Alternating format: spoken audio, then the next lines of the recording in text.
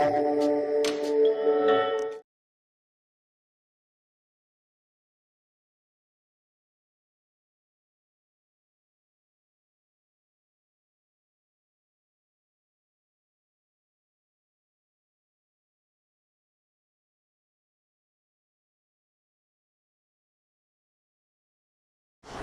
আলাইকুম। MCC online ক্লাসে সবাইকে স্বাগতম। শিক্ষার্থীরা, তোমরা সবাই নিশ্চয়ই আমাকে চিনেছ। আমি তোমাদের রোকেয়া আলম রুনা ম্যাডাম। আমি উৎপাদন ব্যবস্থাপনা এবং বিপণন দ্বিতীয় অধ্যায় ক্লাস নিব আজকে। দ্বিতীয় অধ্যায়ের প্রথম পত্র আজকে আমরা পড়ব। আমাদের প্রথম পত্রের নাম হলো বিপণন পরিচিতি। তো শিক্ষার্থীরা, আমরা পূর্বেই এই ক্লাসটা করেছি, তারপর আমি প্রথম থেকে ক্লাসটা নিচ্ছি তোমাদের। আমাদের দ্বিতীয় অধ্যায়ের নাম মূলত হলো বিপণন। বিপণন জিনিসটা কি? বিপণন বলতে বিশেষভাবে বিক্রয়কে বোঝায়। পণ্য উৎপাদনের পর যখন একজন কৃষক বা একটি প্রতিষ্ঠান পণ্য উৎপাদন করে, তখন সেগুলো কি বিক্রয়ের উদ্দেশ্যে করে। এই বিক্রয়টা যখন বিশেষভাবে করা হয়, তখন সেটাকে বলা হয় বিপণন। আচ্ছা, তো এই বিপণনের সংজ্ঞায় যদি আমরা বলতে যাই, বিপণনকে যদি আমরা সংজ্ঞায়িত করতে চাই, বিপণনের সংজ্ঞাটা হলো এরকম যে বিপণন কি করে? ক্রেতাদের জন্য কিছু ভ্যালু বা সুবিধা সৃষ্টি করে। ভ্যালু বলতে সুবিধা বোঝায়। সুবিধা বলতে আমরা বোঝাতে চাচ্ছি যে বিভিন্ন ধরনের পণ্য উৎপাদন করা, এবং ক্রেতাদের সুবিধা অনুসারে পণ্য উৎপাদন করা।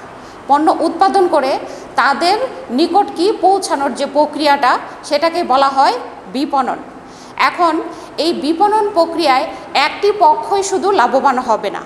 একজন উৎপাদক বা বিক্রেতা কেন সে উৎপাদন করছে বা কেন সে বিক্রয় করছে, এটার কারণ হলো যে সে ক্রেতাদের জন্য যেরকম কিছু ভ্যালু সৃষ্টি করছে বা সুবিধা দিচ্ছে, ঠিক সেরকমই বিক্রেতার জন্য মানে তার নিজের জন্য কিছু ভ্যালু বা সুবিধা সৃষ্টির জন্যই সে কি করছে, এই বিপণনটা করছে।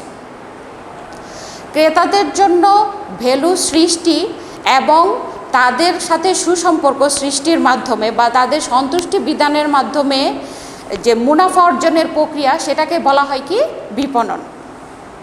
তো আশা করছি তোমরা সবাই বিপণন বিষয়টা বুঝতে পেরেছ। মানে বিশেষ যে বিক্রয়, সেটাকে বলা হচ্ছে কি বিপণন। তো আমরা আরও পড়ব বিপণনকে আরও বেশি ভালোভাবে বোঝার জন্য আমরা আরও বিপণনটা পড়ব। তো বিপণনের প্রথমে আছে বিপণনের যুগ, মানে বিপণনটা কোথা থেকে শুরু হয়েছে, এই বিপণন প্রক্রিয়াটা কোথা থেকে এসেছে, বা বিপণনের ধারণাটা আমরা কখন থেকে পাই। বিপণনের যুগে সবাই দেখো যে এই বোর্ডে প্রথমে আছে আত্মনির্ভরশীলতার যুগ। দেখো, আত্মনির্ভরশীলতার যুগ বলতে কোন যুগকে বোঝানো হচ্ছে? যে মানুষ সৃষ্টির প্রথমেই যখন পৃথিবী সৃষ্টি হলো, মানুষ যখন পৃথিবীতে আসলো, তখন কিন্তু তারা প্রথমেই খাবার দাবার কি নিজেরা তৈরি করতে পারতো না। ওরা কি করতো, পাহাড় বন জঙ্গল থেকে খাবার খুঁজে নিজেদের খাবার তারা খেত। তো ওই সময়টায় মানুষ আস্তে আস্তে যখন নিজেদের খাবার সংগ্রহ করে খেত, নিজেরা তাদের খাবারগুলো খাওয়ার পর কিছু উদ্বৃত্ত থাকতো, নিজেদের খাবার নিজেরাই তৈরি করতো বা নিজেরা খুঁজে এনে খেত। খাওয়ার পর কিছু উদ্বৃত্ত থাকতো। তো উদ্বৃত্ত থাকার ফলে পরবর্তী যুগটাকে বলা হয় বিনিময় যুগ। যখন একজন অন্যজনের কাছে উদ্বৃত্ত থাকতো, তো একজন অন্য ভাবলো যে একজন অন্যজনকে কি খাবারটা কি মানে বিতরণ করবে। একজন একটি খাবার উৎপাদন করতো, বা যেমন ধরো যে ধান বা গম বা পাট, যে ধরনের খাবারই হোক না কেন, তারা নিজেরা কি একজন একটা বেশি পরিমাণ উৎপাদন করত এবং অন্যজনের কাছে কি সে বিনিময় করত খাবারের। এরকমভাবে তখন কোনো মুদ্রার কোনো প্রচলন ছিল না। তারা তখন কি করত, একজনের খাবার আরেকজনের কাছে বিনিময় করে এই তারা চলতো আর কি। মানে একজন একটা বেশি পরিমাণে উৎপাদন করত এবং অন্যজন অন্য আরেকটি পণ্য বেশি পরিমাণে উৎপাদন করত, যার ফলে একজন আরেকজনের কাছে কি বিনিময় করত। এই যুগটাকে বলা হয় কি দ্রব্য বিনিময় প্রথা। তখন দ্রব্যের বিনিময়ে দ্রব্য পাওয়া যেত। এই যুগটাকে বলা হয় কি বিনিময় যুগ। তারপর হলো উৎপাদন যুগ। বিনিময় যুগে যখন দেখলো যে মানুষ আমরা বিনিময় করছি, তখন তাদের মধ্যে একটা হলো যে আমরা শুধু খাবার দাবারই খাবো বা একটু বেশি পরিমাণে উৎপাদন করি। মানে উৎপাদন যুগটা শুরু হয়েছে 1600 সাল থেকে, মানে 1600 থেকে 1930 সাল পর্যন্ত এই যুগটাকে বলা হয় উৎপাদন যুগ। এই উৎপাদন যুগে আস্তে আস্তে শিল্প বিপ্লব ঘটে, মানুষ বিভিন্ন ধরনের যন্ত্রপাতির আবিষ্কার শুরু করে, বিভিন্ন ধরনের নাঙল থেকে শুরু করে বিভিন্ন ধরনের যন্ত্রপাতির আবিষ্কার হয়। এই যুগটাকে বলা হয় উৎপাদন যুগ। 1600 সাল থেকে, এটা তোমরা একটু নোট ডাউন করে নাও, 1600 থেকে 1930 সাল পর্যন্ত যুগকে বলা হয় কি উৎপাদন যুগ। তখন মানুষ বাণিজ্যিকভাবে উৎপাদন করার প্রক্রিয়াটাকে শুরু করলো। বিভিন্ন ধরনের যেহেতু যন্ত্রপাতি আবিষ্কৃত হয়েছে, তাই তারা বাণিজ্যিকভাবে পণ্য উৎপাদন করে বিক্রয়ের প্রচেষ্টা চালাতে থাকলো, এবং ততদিনে কিন্তু মুদ্রারও প্রচলন হয়ে গেছে। ঠিক আছে, আচ্ছা, তারপর হলো বিক্রয় যুগ।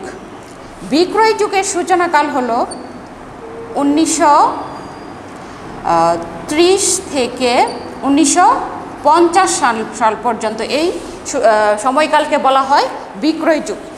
এই বিক্রয় যুগে যেটা হলো যে বিক্রয় যুগে বাণিজ্যিক ভিত্তিতে বিক্রয়ের প্রচলন শুরু হলো, এবং বিক্রয়ের জন্য বিভিন্ন ধরনের বিজ্ঞাপন থেকে শুরু করে তোমার ব্যক্তিক বিক্রয়, এই ধরনের কার্যক্রম শুরু হলো। ঠিক আছে, বিক্রয়ের যে বিভিন্ন ধরনের আধুনিক পন্থা, বিজ্ঞাপন থেকে শুরু করে ব্যক্তিক বিক্রয় কার্যক্রম শুরু হয় এই বিক্রয় যুগে। আচ্ছা, এই বিক্রয় যুগের পরে রয়েছে বিপণন যুগ। বিপণন যুগের সূচনাকাল হলো 1950 সাল থেকে। বিপণন যুগের সূচনাকাল। ঠিক আছে, তো এই বিপণন যুগটা হলো যে যখন মানুষ তাদের প্রয়োজন, অভাব, চাহিদা সম্পর্কে কি সচেতন হতে শুরু করলো, তখন কি হলো এই বিপণন যুগের সূচনা হলো। তোমাদেরকে আমি আগেই বলেছি যে বিপণন মানে কি ক্রেতাদের জন্য ভ্যালু সৃষ্টি করে তাদেরকে কি তাদের সন্তুষ্টি বিধান করা। এখন একজন ক্রেতার প্রয়োজন কি, অভাব কি, তার চাহিদা কি, এটা সম্পর্কে যখন সে ক্রেতাটা সচেতন হলো, সেই ক্রেতার চাহিদা, তার প্রয়োজন, তার অভাবটাকে সামনে রেখেই বিপণনকারীরা কি করলো, তাদের ইচ্ছা অনুযায়ী পণ্য উৎপাদন করে, তাদের সুবিধা অনুযায়ী পণ্য উৎপাদন করে ক্রেতাদেরকে কি নিকট পৌঁছাতে শুরু করলো। এই যুগটাকে বলা হয় বিপণন যুগ। আর শিক্ষার্থীরা, বিপণন যুগটা কিন্তু খুব ইম্পর্ট্যান্ট। এটা সবসময় কিন্তু পরীক্ষাতে আসে, সকল পরীক্ষাতেই, বোর্ড পরীক্ষা বলো, তোমাদের কলেজের পরীক্ষা বলো, সব পরীক্ষাতেই কিন্তু এই বিপণন যুগটা খুব ইম্পর্ট্যান্ট। আচ্ছা, তারপর হলো সামাজিক বিপণন যুগ। সামাজিক বিপণন যুগ হলো যে সমাজের মানুষের জন্য শুধুমাত্র পণ্য উৎপাদন করলেই চলবে না, তারা যাতে সামাজিকভাবে সচেতন হয়, বা তাদের যে পণ্য বিপণনের যে পণ্য সামগ্রীগুলো আছে, এদের দ্বারা যেন সমাজের কোনো ক্ষয়ক্ষতি না হয় বা বিনষ্ট না হয়, মানে পরিবেশ সচেতনতার যে বিষয়টা, সেটা চলে আসে সামাজিক বিপণন যুগে। সামাজিক বিপণন যুগে যেমন ধরো গাছ লাগাও, পরিবেশ বাঁচাও, বিভিন্ন ধরনের সামাজিক কার্যক্রমে তারা কি অংশগ্রহণ করে। ঠিক আছে, বিপণনের বিভিন্ন ধরনের প্রতিষ্ঠান, বিপণনকারী বিভিন্ন প্রতিষ্ঠান, তারা কি করে সমাজকে সচেতন করে তোলার জন্য বিভিন্ন ধরনের সামাজিক সচেতনতামূলক কাজ শুরু করে। ঠিক আছে, এই যুগটাকে বলা হয় কি সামাজিক বিপণন যুগ। আচ্ছা, তারপর হলো সম্পর্ক ভিত্তিক বিপণন। সম্পর্ক ভিত্তিক বিপণন হলো যে সমাজের মানুষের জন্য আমরা কি বিভিন্ন ধরনের সচেতনতামূলক কার্যক্রম গ্রহণ করছি, বিভিন্ন ধরনের পণ্য উৎপাদন করছি, কিন্তু তাদের সাথে কিভাবে সুদৃঢ় সম্পর্কটা মানে তৈরি করা যায় বা সম্পর্কটা ধরে রাখা যায়, সেই যুগটাকে বলা হয় কি সম্পর্ক ভিত্তিক বিপণন। শুধুমাত্র তাদের জন্য পণ্য তৈরি না, তাদের সাথে সুসম্পর্ক সৃষ্টি এবং বিপণনের সাথে জড়িত বিভিন্ন পক্ষ, যেমন ধরো সরবরাহকারী বা একটি প্রতিষ্ঠানের সাথে বিভিন্ন ধরনের লোক জড়িত থাকে, তাদের সবার সাথে সুসম্পর্ক সৃষ্টির যে প্রক্রিয়াটা, সেই প্রক্রিয়াটাকে বলা হয় কি সম্পর্কভিত্তিক বিপণন যুগ। মানে এই সম্পর্কভিত্তিক বিপণনে মানুষের সাথে সুসম্পর্ক সৃষ্টির যে প্রক্রিয়াটা, সেটা শুরু হয়। এই সম্পর্কভিত্তিক বিপণন যুগটা শুরু হয় 1990 সন থেকে। এবং আমি এটা বলিনি, সামাজিক বিপণন যুগের সূচনাকাল হলো 1970 সন। তো শিক্ষার্থীরা সবাই মনে রাখবে এই সনগুলো খুব ইম্পর্টেন্ট, এগুলো তোমাদের অবজেক্টিভে থাকে, ঠিক আছে। এমসিকিউ এ আমাদের এই সনগুলো খুব ইম্পর্টেন্ট, এমসিকিউ এ এই সনগুলো খুব থাকে, ঠিক আছে। তো সম্পর্ক ভিত্তিক বিপণন যেহেতু আমাদের 1990 সন থেকে শুরু হয়, এরপর হলো মোবাইল বিপণন যুগ বা সামাজিক যোগাযোগ মাধ্যম, যেখানে আমরা কি বর্তমানে অবস্থান করছি, ঠিক আছে। 2010 থেকে এই মোবাইল বিপণন যুগের সূচনা, 2010 থেকে মোবাইল বিপণন যুগের কি সূচনাকাল শুরু হয়। ওখান থেকে অদ্যাবধি বর্তমানে আমরা যে জায়গায় দাঁড়িয়ে আছি এই জায়গা পর্যন্ত এই যুগটাকে বলা হয় কি সামাজিক যোগাযোগ বা মোবাইল বিপণন যুগ। আমরা এখন এটাতে অবস্থান করছি। আজকে দেখো যে আমরা ঘরে বসেই কি সব ধরনের পণ্য পাচ্ছি, ঠিক আছে। আমরা অর্ডার করছি, অনলাইনে দেখছি বিভিন্ন ধরনের যে অনলাইন মাধ্যমগুলো, ইউটিউব, টুইটার, তারপর বিভিন্ন সামাজিক যে ইন্টারনেট, ফেসবুক, আরও বিভিন্ন ধরনের মাধ্যম রয়েছে। বিভিন্ন ধরনের সামাজিক যোগাযোগ মাধ্যমের মাধ্যমে আমরা কি করছি, আমরা আমাদের কি প্রয়োজনীয় জিনিসগুলো ঘরে বসেই কি আমাদের হাতের কাছে পাচ্ছি, এবং সামনে আমরা আরও যে কত সুবিধাজনক জিনিস পাবো সেটা কি আমরা কি সামনে তাকিয়ে আছি যে আরও আমরা কি আধুনিক আর কি পেতে পারি, ঠিক আছে। একদম আরও তৈরি কিছু, আরও আধুনিক কিছু বা আরও মানে সুবিধাজনক কিছু আমরা পেতে পারি, এরকম কিছু আমরা তাকিয়ে আছি সেই দিকে যে আমরা আরও সামনে আরও ভালোর দিকে যাব, আমরা অবস্থান করব। তো যাই হোক, আমরা আশা করছি তোমরা সবাই এই আমাদের বিপণন যুগটা ভালো করে শুনেছ, বুঝতে পেরেছ। তো তোমরা বইগুলো আর একটু ফলো করবে, বইয়ে দেখবে। আজকে এটা বাড়ির কাজ, তোমরা এই যুগগুলো, এই সবগুলো যুগ 8টা যুগ তোমরা মুখস্থ করবে, মুখস্থ করে তোমরা মেসেঞ্জারে এটা পাঠাবে আমাকে। আচ্ছা, আরেকটা আমরা যেটা পড়ব বিপণনের বৈশিষ্ট্য, পড়ব। বিপণন আমরা পড়েছিলাম। তো বিপণনের বৈশিষ্ট্যের মধ্যে প্রথমে আছে ভ্যালু যোগকারী কার্যক্রম। বিপণনের বৈশিষ্ট্য আছে, প্রথমে আছে ভ্যালু যোগকারী কার্যক্রম। বিপণনকে ভ্যালু যোগকারী কার্যক্রম বলা হয়। এতক্ষণ আমি ভ্যালুর কথাই তোমাদেরকে বলছিলাম। ভ্যালু বলতে সুবিধা বোঝায়, মানে ক্রেতাদের জন্য কি নতুন নতুন সুবিধা সৃষ্টি করা। এই নতুন নতুন সুবিধা সৃষ্টির মাধ্যমে তাদেরকে কি মানে বিপণন কি করছে, প্রতিনিয়ত ক্রেতাদের সুবিধা অনুসারে কি পণ্য উৎপাদন করছে, এবং তারা কি করছে ক্রেতাদের হাতের কাছে পৌঁছে দিচ্ছে। কিভাবে তারা কি নতুন নতুন সুবিধা পেতে পারে, নতুন নতুন পণ্য পেতে পারে, সেই সুবিধা প্রতিনিয়তই বিপণনকারী বা বিপণন মানে প্রতিনিয়তই এটা চালাচ্ছে, এই কার্যক্রম চালাচ্ছে। এই জন্য বিপণন কি বলা হয়, ভ্যালু যোগকারী কার্যক্রম বলা হয়, ঠিক আছে। শুধুমাত্র যে সে ক্রেতাদের জন্যই ভ্যালু সৃষ্টি করছে সেটা না, সে বিক্রেতার জন্যও কি ভ্যালু সৃষ্টি করছে। দেখো, আমি যদি সাপোজ একটা উদাহরণ দিই, যে গ্রাম থেকে যখন পণ্যদ্রব্য শহরে আসে, কাঁচামাল শহরে আসে, তো সেই পণ্যদ্রব্যগুলোর কি দাম বেড়ে যায়। তার মানে কি নতুন ভ্যালু যোগ হচ্ছে, কিছু সুবিধা যোগ হচ্ছে, দাম কিছুটা বেশি দামে মানে কিনতে হচ্ছে শহরের লোকদের। তাহলে কি এখানে ভ্যালু যোগ হচ্ছে, বিক্রেতার জন্য ভ্যালু যোগ হচ্ছে। আর ক্রেতা কি করছে, সে ভালো উন্নত মানের শাকসবজি সে ঘরে বসেই সে পাচ্ছে, এটার জন্য সে একটু বেশি দাম দিতে রাজি থাকছে, ঠিক আছে। আচ্ছা, তারপর দেখো সামাজিক প্রক্রিয়া। বিপণনকে কি বলা হচ্ছে, বিপণন একটি কি সামাজিক প্রক্রিয়া। বিপণন কি করছে, সমাজের মানুষের প্রয়োজন, অভাব, চাহিদা সম্পর্কে তারা কি জানছে এবং সে অনুসারে পণ্য উৎপাদন করছে। মানে সমাজের মানুষের চাহিদার কথা জানছে এবং বিভিন্ন ধরনের সামাজিক পরিবেশ নিয়ে তারা কি কাজ করছে।